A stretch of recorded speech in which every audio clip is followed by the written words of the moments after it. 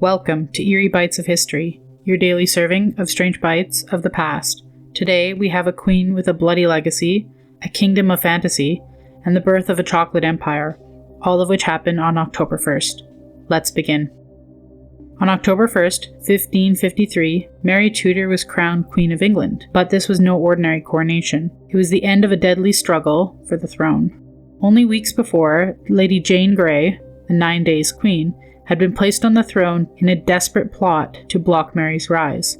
Mary fought back, rallied her supporters, and marched into London in triumph. Her victory was absolute.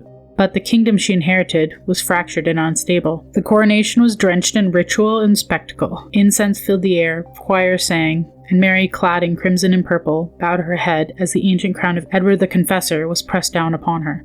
Witnesses claimed that the weight of it caused her visible pain, leaving her pale and trembling. To some, it was a sign that the crown itself was cursed, and the reign ahead would be bathed in blood. And their fears were not misplaced. Mary was determined to restore Catholicism to a nation that broke with Rome under her father, King Henry VIII. In the years that followed, hundreds of Protestants were burned at the stake, and her name forever would be etched into history as Bloody Mary. That crown may have caused her pain, but maybe it was the nation itself weighing heavy on her head. The coronation wasn't just a beginning, it was the opening act of one of England's darkest chapters.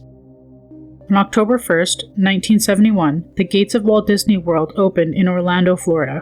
What began as Walt Disney's dream of a magical vacation kingdom became a reality, though Walt himself never lived to see it completed. Visitors flooded through Main Street, marveling at Cinderella's castle and the whimsical rides.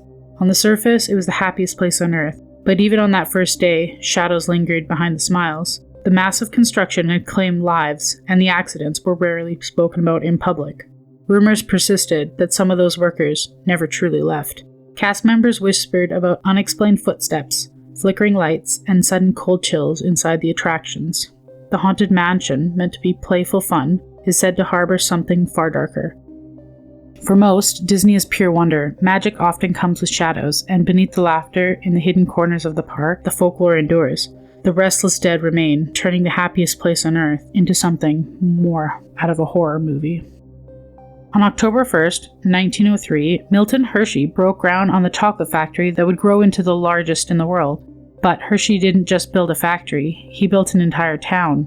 Streets, schools, homes, and even parks were created for his workers. On the surface, it was a utopia, a place where life revolved around sweetness, and the air itself smelled of cocoa. Yet over the decades, darker tales began to spread. Strange accidents plagued the factory, machinery failed that defied explanation, and whispered stories of workers who entered the plant but never came out. Locals spoke of ghostly figures roaming the factory floor at night, and their outlines blurred by the steam and shadows. Some believed these were the spirits of the employees who had given their lives to the company, forever bound to the empire of chocolate they helped build. Hershey has become a symbol of sweetness and prosperity, yet the darker tales give the town an odd duality, where paradise and unease exist side by side, like cocoa mixed with something a little more bitter. Like your history snack-sized? Drop us a comment with your favorite bite and subscribe. Join us daily for your eerie dose of the past.